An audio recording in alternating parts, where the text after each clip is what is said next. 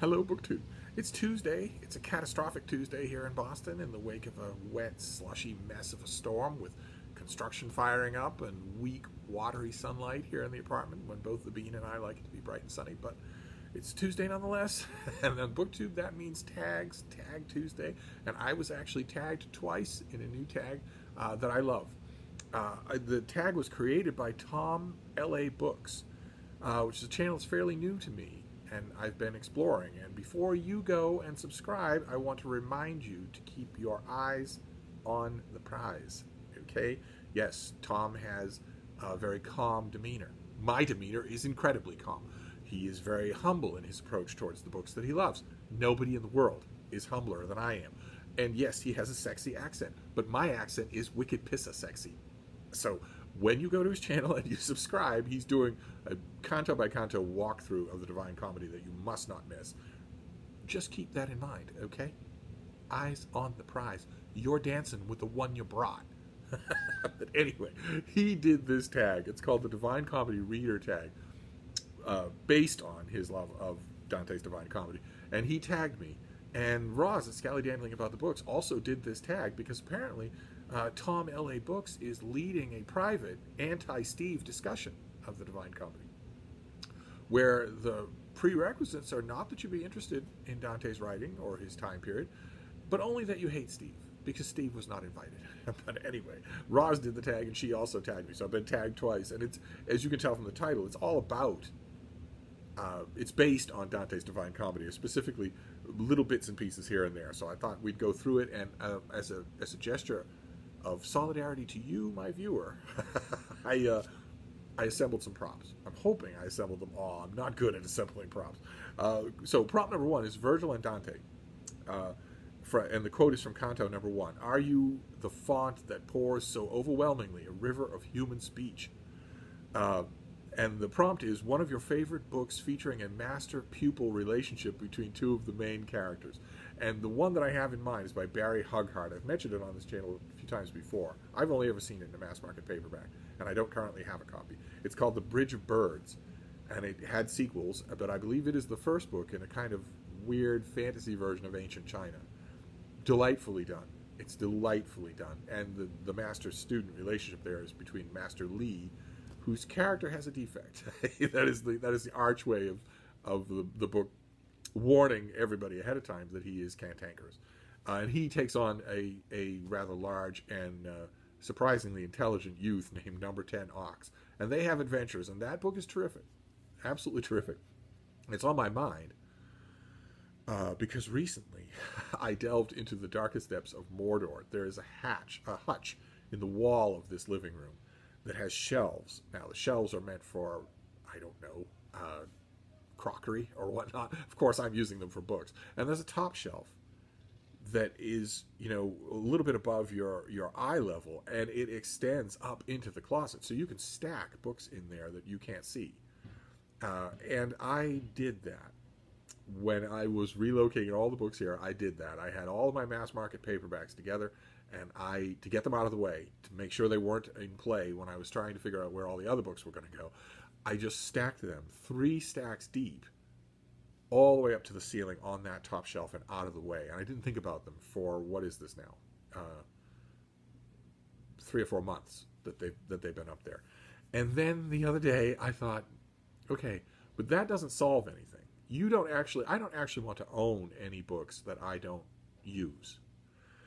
So stacking things out of the way like that doesn't help at all. So what I did, with a little help, was to get all of those mass market paperbacks down off those shelves and put them on shelves single stacked and spined out so that I could see all of them. And it just so happened that I was able to do that because in this new arrangement, for the last 4 months, I've had 2 huge, completely empty bookcases in the kitchen.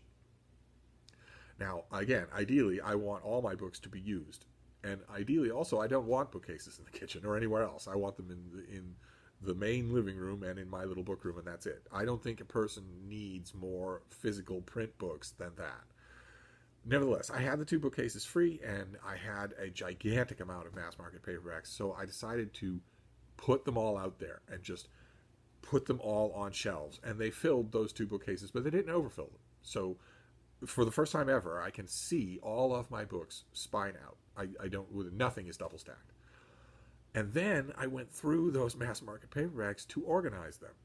And it turns out that one whole bookcase out there, one of those two enormous bookcases, one bookcase alone is science fiction. All the science fiction fills that bookcase. And now at least I know that. And one of the benefits of doing that, of putting all of your books on a bookcase like that, is that I'm able to see the doubles. I'm able to see the missing things. I'm able to see a whole bunch of stuff that I don't want anymore. And I'm going to do that. You learn a lot about your books when you actually can see them like that, and you're not mentally estimating them anymore. Like, for instance, you had told me before I did that I have a whole bookcase of mass market paperback science fiction paperbacks, and only one whole shelf of mass market mystery paperbacks. I would have said no. I would have been tempted to reverse that, but no. That's actually the way it is, and that is why Bridge of Birds is on my mind, because I know now that I don't have a copy of it. But it's a tremendously fun reading experience, as are the sequels. I believe I have all of them on ebooks. I have a dedicated card of about half a dozen people who just love finding me ebooks of things you wouldn't think were in ebook form. I'm pretty sure I have them in that. I'd have to check. But that's going to be my response to this one. Of course, it's a gimmick that is all throughout literature, but that's on my mind because I just redid those mass markets, and I can hear already some wailing out there among my faithful Donna Huguenots. Why didn't I show you that upper shelf of the Darkest Steps of Mordor? Why didn't I take you through that process? Well, I would have loved to. If I had normal booktube skills where I could do one of those edited videos or those time-lapse videos, and I would have taken you through the whole thing, but I can't, so I didn't. That doesn't mean we aren't going to get to those books. But one way or another, let's get on to prompt number 2. We're at 7 minutes. We're only in prompt number 2. Prompt number 2 is the Psychedelic Eagle. And this is from Paradiso Canto VIII. In the sky I saw, distinctly shown in golden fire, the image of an eagle's head and neck. And the prompt is a book that fired up your visual imagination more than others. My visual imagination is pretty easy to fire up, so I'm not sure about that more than others. But one that I want to recommend again, I recommended it when I hauled it late last year, is American Visions by Robert Hughes, who was an art critic of The First Water. His book, Nothing If Not Critical, is amazing to read, no matter whether you like the artists that he savages or not. I don't like any of them, and it was a joy to read. And his American Visions, the book, is a beautifully designed, oversized, illustrated hardcover companion to the miniseries that he did, to the documentary miniseries that he did by the same name, in which he goes through American art from its earliest days, its pre-colonial days, all the way to the present. And a lot of those artistic movements and a lot of those artistic sensibilities are ones that I went into that miniseries thinking I just don't like. And he makes you think. He makes you think. Even if you're sure what you like aesthetically and not, he makes you think. He is not a critic you can dismiss as being doctrinaire or closed-minded. So you have to think when he brings up futurism or whatever. You have to start thinking about it again. I love that. I absolutely love that quality. And so that would be an example. Of course, right at the moment, I don't have that copy of American Visions that I hauled just a little while ago on this channel because one of you wanted it and don't live anywhere near a used bookstore. So I sent it to you. Of course I did. So I'm temporarily waiting until the Brattle presents me with another copy of American Visions. I don't think it'll be long. But that's what I wanted to use that to. I'm going to use a lot of these prompts to recommend books as well, and I definitely recommend that one. Then let's see here. Number 3 is Count Ugolino. The quote is from the Inferno. It is, and then hunger had more power than even sorrow had over me. And those of you who know the story in particular will know exactly what's being referred to here, and it's horrific. And the prompt is a book you read with such graphic and horrific descriptions that you will never forget them. Of course, when I read the prompt, my mind immediately got going on one particular channel, one particular groove, and I thought about George Stewart's book, Ordeal by Hunger, about the Donner Party. And when I thought about that, I currently don't have a copy of Ordeal by Hunger, but when I thought about that, I immediately thought about this, The Best Land Under Heaven by Michael Wallace, which is a story about the Donner Party, but also about the broader world that led them to go to their doom and that informed their daydreams. An amazingly good book. This is an amazingly good book from a couple of years ago. And the reason that it came to mind is, of course, because of the subject of cannibalism. The Donner Party had no idea what they were going to encounter, and in addition to that, no one did, because what they encountered was worse weather-wise than it had been in many, many years, and almost in living memory. And famously, in the course of their doomed trek, they had no idea where they were going and no idea how to walk out of where they were. In the course of that trek, they had to resort to cannibalism. And Michael Wallace describes it here. I'll read you a bit. Soon they experienced disturbances in heart rhythm, severe muscle pain, listlessness, apathy, insomnia, and hallucinations. When they slept, the immigrants dreamed of food and eating large feasts. They were miserable in body and mind, knowing it would be a painful death marked by extreme discomfort and the loss of all bodily functions. Not so well known was that many people who starved or froze to death succumbed to a resulting infectious disease and went into cardiac arrest at the end. All of them knew the end was near. Their confused minds raced in search of a survival plan. It was uncertain how many of the immigrants came up with the final solution. It must have crossed the minds of more than one. Finally, someone, likely Patrick Dolan, put the unthinkable into words. For the party to survive, extreme action had to be taken at once. Someone had to die so the flesh could be used to sustain all of the others. Even if they had thought about it, hearing those words must have been shocking. That would be the ultimate taboo, cannibalism. And as Wallace describes, the immigrants here that they're leaving, they're emigrating to what they view as a new land. That's why he refers to them that way. They came up with a few solutions. Do we draw straws as to who we're going to kill and butcher? Or maybe we have two of the men duel, and the one who loses the duel becomes the meal for all the rest of us. And eventually they decided on something else. They decided to just keep going through this, knee-deep snow and blinding blizzards and freezing cold with no provisions. They decided to just keep going and let nature pick off the weakest ones. Whoever that is, whether it's the youngest or the oldest. Let nature do the selecting, and then when someone dies of natural causes, they'll be the one we eat. And as Wallace describes, and George Stewart described it 60 years before him, they then put up a punishing pace, specifically so that the weakest members would die quicker.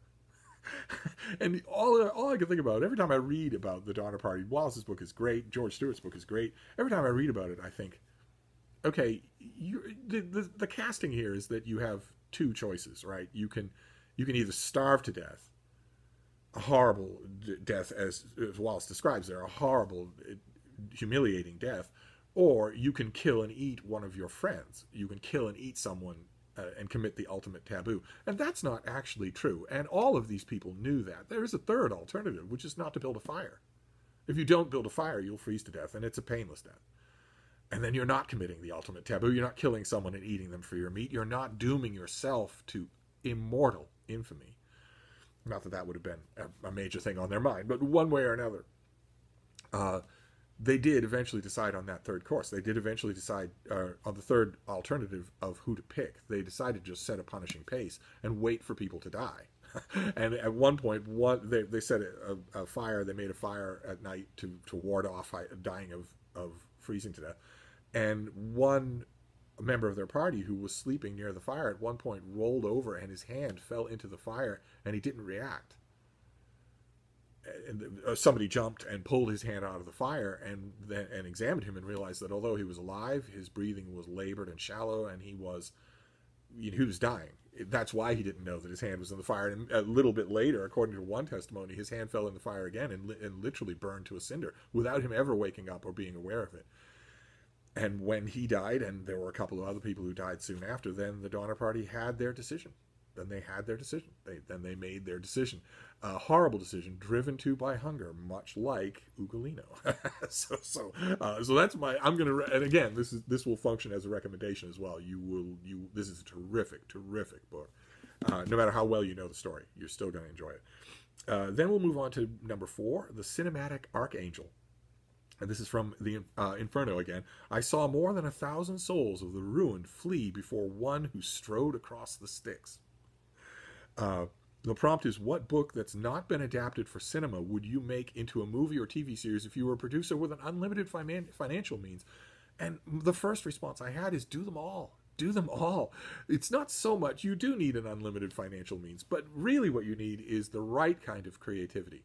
Because you want to be playful, adaptive, interesting, without being, without doing damage, without being sacrilegious. You want to not walk the line between doing a great job at creatively adapting some text without committing sacrilege, without twisting it for your own personal ends.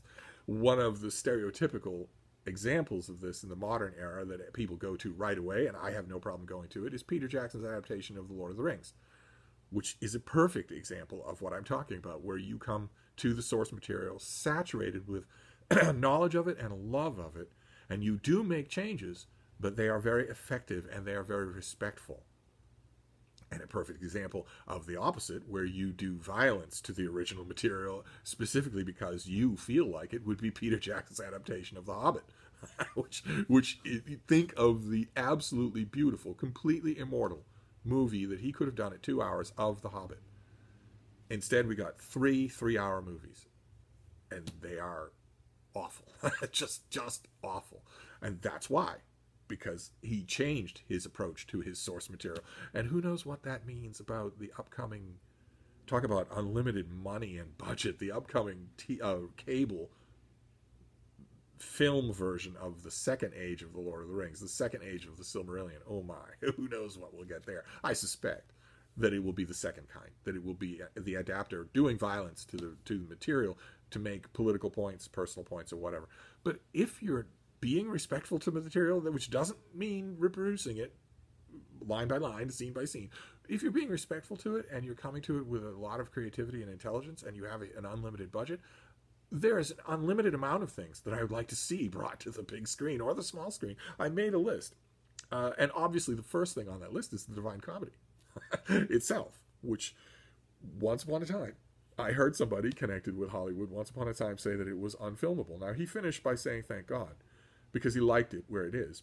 But I thought the same thing for a long time. I thought the same thing about the Gormenghast books. I thought they were unfilmable. Then they were filmed in a way that I really liked. I thought the same thing about Lord of the Rings, and I was proven completely wrong. I don't believe there is anything that is unfilmable.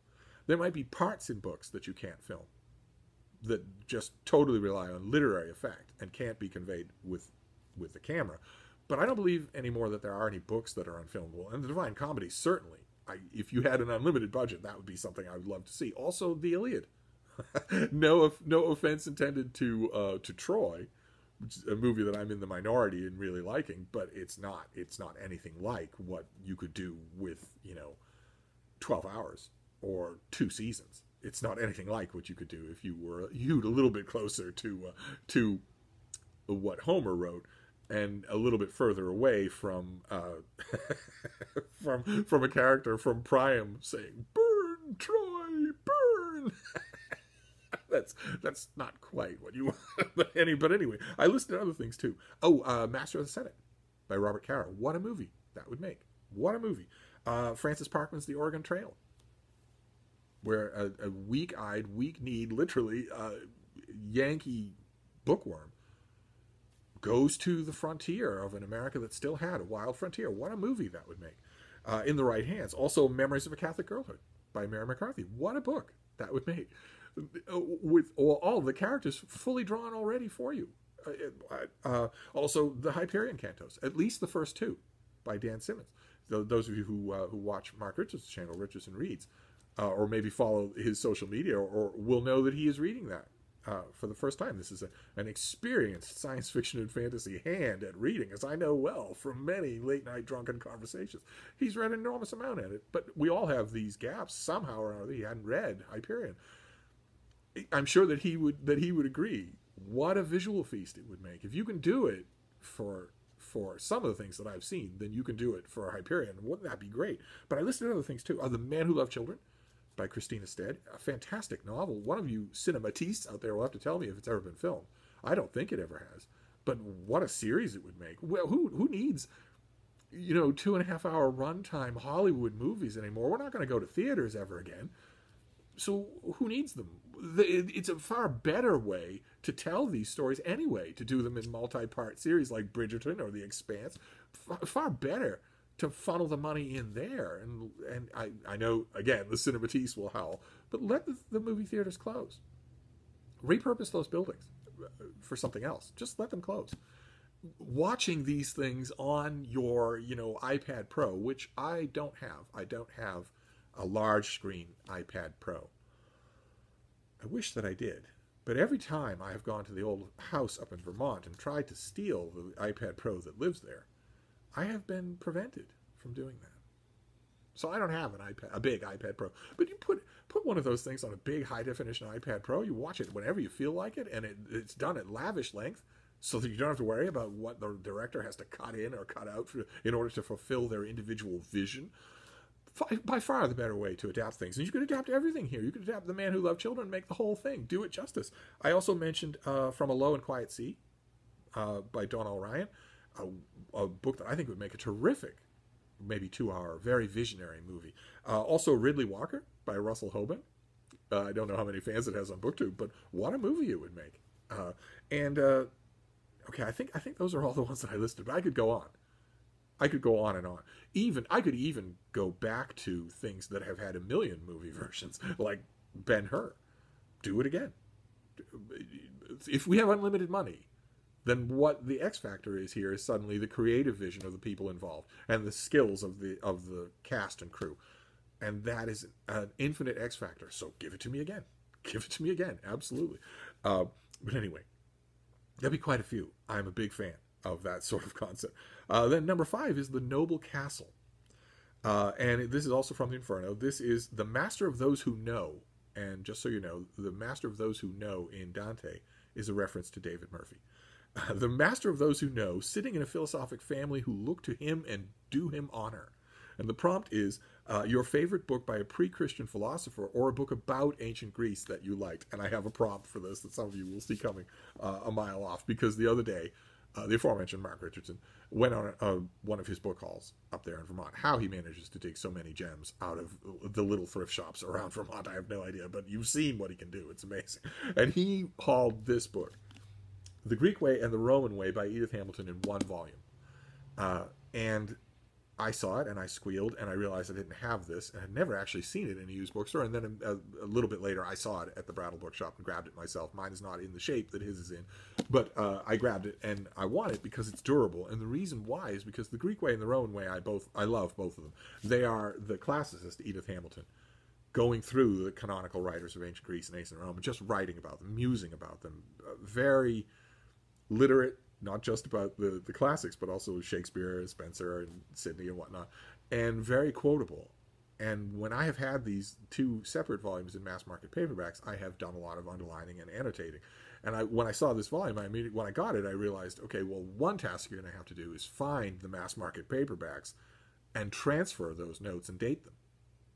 Right? That is the palimpsest that we make out of the books that we love. You keep your annotations and you date them so that when you make new annotations, you can tell them apart.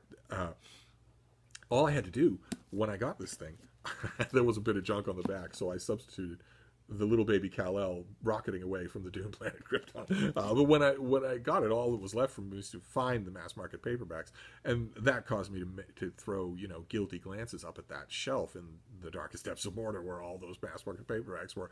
When I pulled them out, eventually I found one of them. I found The Greek Way. Look at the shape this thing is in. Won't survive another rereading, no matter what I do with it.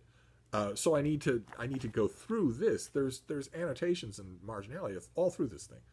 So now I have it. So I will go through this and at least have the notes from The Greek Way. The Roman Way is here somewhere. It wasn't with all those mass markets, but it's here somewhere. And it also is loaded with annotations that I want to transfer to this hardcover so I can just bury those mass market paperbacks. They can't be read anymore. They can't be consulted anymore, so I don't want to keep them anymore. And this thing is nice and solid. It will last. That's a nice little segue there. Then number 6 is Paolo and Francesca. This is also from the Inferno. The quote here is, "Love, which absolves none who are loved from loving." The prompt is a book of any genre with a love story that you particularly liked as part of the central plot or not. And those of you who have read the Inferno will know that Paolo and Francesca, again, like Count Ugolino, is one of the most memorable parts of the whole of the work. And they are the anti-booktubers, right? Paolo and Francesca are the anti-booktubers because we read no more that day. Because when it comes to it, and they are passionately reading, they decide they'd rather make whoopee instead. And a true due-paying, card-carrying booktuber would, in that circumstance, have avoided Dante's Inferno by saying, I've got just a few more chapters. I know you're really pretty, but I've got just a few more chapters if you could wait. So Paolo and Francesca are the anti-booktubers. But when it comes to a love story, of course, because of this tag, the very first thing I thought of was the Vita Nuova of Dante. Which is, I mean, when you know the history involved, it's a little bit weird. But Dante knew that too, and all of his readers knew it. He was writing a convention. And he was writing it beautifully, absolutely beautifully. I think that it's arch and it's extremely self-referential, like everything in the Commedia. But even so, it's just beautiful. So it's one of the things I thought of. But another thing I thought of is something I don't have a copy of it. I don't at the moment. I always give it away, and I always recommend it on this channel whenever anything tangential to it comes up. So I want to recommend it to you, even though it's out of print, I think. So it might be hard to find, and that's a little bit bratty of me to go recommending a book that you're going to have trouble finding. Nevertheless, it's by M.A. Harbour. It's an American novel that called For the Love of Robert E. Lee, in which a young girl in the South falls in love with the dashing, young, black-haired Robert E. Lee of the Mexican-American War, So, you know, the iconic, snowy general of the American Civil War, not so much. Instead, it's the younger Robert E. Lee that she falls in love with. And we learn all about her life. We learn all about the hardships that she has to deal with. And we learn all about Robert E. Lee. And it's just, I think, a tremendously good novel. Of course, it's not alone in being a tremendously good novel that has fallen out of print, that people have just forgotten. They are there in their thousands. But nevertheless, I always want to recommend this one. I always wait to find a copy at the Brattle Bookshop here in Boston, but I haven't in years. And every time I've got a copy, I have then given it away. It's a book I'm happy to give to people. So I don't have one at the moment, but I do recommend it. Then we have, next is Ulysses. And this is also from the Inferno. This is Until the Sea Had Closed Up Over Us. Name a book you loved in any genre whose protagonist leads a group of people to follow his or her courage and ambition into adventure.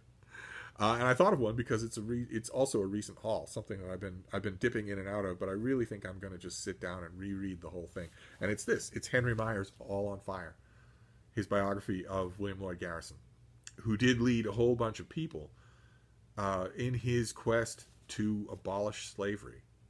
In his quest to abolish slavery in America, to say, I don't care how much of an economy is based on this thing. I don't care how much of a society is based on this thing. It is an ineradicable blot. It is a horrible evil, and it must be eradicated. It cannot be. We cannot compromise with it. We cannot coexist with it. It must be eradicated for all our sakes, including the slave owners. Meyer does a great job in giving you the whole of William Lloyd Garrison's life in this book. And I found it just recently, and I reinforced it. I had a trade paperback that was not going to live, and this hardcover will live. And I've been dipping in and out with little bits and pieces of it. But what I really need to do is just sit down and read the whole thing again. That would be a direct treat. And of course, in this case, also, it is a recommendation. I am strongly recommending this book. At least I'll recommend it on its own until Penguin or somebody else decides to come out with a readily available, well-annotated, collected speeches of William Lloyd Garrison, which would be great, and which I don't think exists, which is an absolute shame. William Lloyd Garrison's face should be on buildings, monuments, and statues everywhere all over the country as a true hero, someone who risked his physical safety, risked his life. Anyway. And then the last prompt before we tag people is Saint Bernard the Poet, and this is from Paradiso. Love in your womb was fanned to fire again, and the prompt is impossible, absolutely impossible. It's what is your favorite poetry book in translation? And my mind immediately spasmed across the whole of the thousands and thousands of poetry volumes I have read in translation, up to and including the Neville Coghill version of Chaucer's Canterbury Tales, which certainly counts. I have no idea how I would pick, even from all of the translations, just from the classical world. I have no idea how I would pick just one. But the one that I will settle on as a recommendation here is Alan Mandelbaum's translation of the Divine Comedy. Since this is a Dante-centered tag, I will use that. I have the 3 volumes in the other room. They are illustrated by Barry Moser. They are there's lots of annotation. The one weakness, I think, of the Mandelbaum Divine Comedy is that it's under annotated. For a true blizzard of annotations, what you'd want is Dorothy Sayers, the mystery novel, the creator of Lord Peter Wimsey, and Harriet Vane. You would want her notes for the Divine Comedy with Mandelbaum's translation. One way or another, there's still plenty of notes in the Mandelbaum. And as you will get the impression when you're watching TomLABooks, when you're watching his walkthrough of the Inferno, or maybe you're a member of this We Hate Steve discussion group that's happening. Maybe you're a lucky member. Probably everybody's invited except me.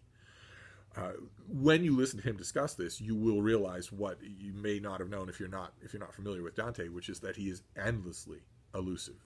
A-L-L, not E-L. He's endlessly quoting and referring to other things constantly. So he is an author where you really, really benefit from having lots and lots of notes. Otherwise, there will be long stretches of time where you simply don't have any idea what he's talking about or who he's talking about, where you actually need it because the extremely literate audience that Dante was writing for that would catch all of the names he's dropping, you're not a member of that audience. And you want to get the most you can out of this. So this is one of the rare instances where I look at an ancient work or an older work and I say, this is a case where you actually do need footnotes, as many as you can get. So that is the one little weak spot of Alan Mandelbaum, is that I think his version could be better annotated, but boy, oh boy, is it readable. In the other aspect of bringing an old work, especially an old hyper-literate work like this, to the modern audiences, how readable as an experience is the translation. That's where I think, for instance, John Ciardi, that's where I think he fails, is that he's not all that readable. And others too, or Mark Musa, I think, really good scholarship, but not a very readable poem. You sort of have to walk in between those two things. But I'm gonna use this as a recommendation for the Mandelbaum. I think Mandelbaum is the Modern Library 1 volume. If you get that, I think you'll get him. And then there's number 9, which is all there is left to do is tag people. And I've got a bunch of people that I want to tag. And of course, I want to tag Mark Christensen of Richardson Reads, if he hasn't done this already, or somebody hasn't tagged him. And Jason of Jason Has Books. I'm not sure what kind of time or interest they would have in doing these tags, but I'm happy to hear the answers. The answers don't require you to know anything about Dante. So if you haven't studied the Divine Comedy, then it's still possible to do. I also want to tag Sue at Sue's Book Nook. And PK's Books. PK's Books has just returned to BookTube after a long hiatus, so welcome back, and I hope you've got your tag shoes on. I want to tag Erin Go Read, a channel that's comparatively new to me, but I've been loving catching up with her videos. And then I usually, at this point in a tag, I will tag a few newbies. I will tag a newbie. I'll tag someone whose channel is very small, but I think has lots of potential, lots of promise. In this case, I'm going to tag 3. I'm going to tag 3 young men. 3 young male newbie booktubers who deserve a bit of encouragement, right? Because this little corner of BookTube where we are, where these 100 or 150 channels or so, is enormously dominated by women, and the broader ecosystem of BookTube, where we are a small part, is enormously dominated by women, and the broader YA publishing world that broader ecosystem of BookTube reflects is enormously dominated by women, and the broader publishing world, of which that YA world is a subset, is enormously dominated by women, and the publishing world of the 21st century is enormously dominated by women, and it shares that quality in common with the publishing industry of the 20th century, which was enormously dominated by women, and that shares the same quality in common with the publishing industry of the 19th century, which was also enormously dominated by women. And we're not talking 55% here, we're talking 70, 80%, sometimes 90%. So it's good to encourage these marginalized little voices, these little male voices. It's good to encourage them. They add to the mix. And these are three young male booktubers who've decided to poke up their vulnerable little daffodil through the permafrost of what we're not trying to make trouble, so we won't call it a matriarchy. But nevertheless, they are in the minority, and they have decided to try it, and I hope they continue. I will link to Out of This World Reader, A Book Wizard, and Mostly Mitchell. All of whom have things to recommend them. Their reading tastes seem to me, from my vantage point, to be far more similar than they are different. One of the things, a troubling note of commonality that seems to run through almost all three channels was love of cats. But nevertheless, nobody's perfect. So I want to recommend all three of those as new channels for you to check out. A perfect example, just like TomLABooks. A perfect example of what I talk about on this channel, where you look at the channel and the open calls for community and learning new things, discovering new things, the quality of intelligence or research that goes in, and you're baffled by the low subscriber count. So I think subscriber counts are just so much bunkum. I celebrate mine, of course, because it means more of you for me to lecture and yell at. but nevertheless, all of these channels that I'm talking about, that TomLABooks and these three young men, all deserve far more subscribers than they have. So I will leave the link to all of them below. And that is the Divine Comedy Reader tab. Oh, and of course, there's also Britta. Britta Bowler, who Reddit declares as my lawfully wedded wife, who's always got too few tags to do. So I tag her as well on this, the Divine Comedy Reader tag. And overarching all of the recommendations that I've made in here, I would also recommend reading the Divine Comedy. If you haven't embarked on that particular voyage, you really should. And TomLABooks is certainly doing his part to make it comprehensible if you want to go along with it. You probably are privileged to be part of this anti-Steve reading group. But even if you're not, you've got his walkthrough of the Divine Comedy to look forward to. So anyway, this video has gone on forever. That is the Divine Comedy Reader tag for Tag Tuesday. I'm going to wrap this up for now, but I will be back. Thank you, BookTube.